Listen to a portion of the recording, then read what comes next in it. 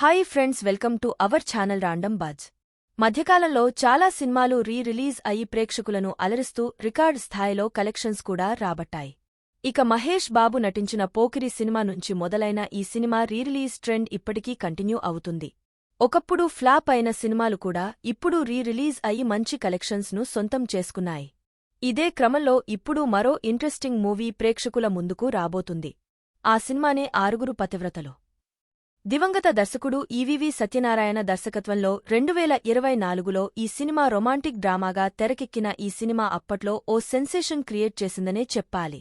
ఇక అన్ని సినిమాల్లాగానే ఈ సినిమాను కూడా రిలీజ్ చేయాలంటూ ఇప్పటికే చాలా మంది పెద్ద ఎత్తు నెట్టింట కామెంట్స్ చేస్తున్నారు.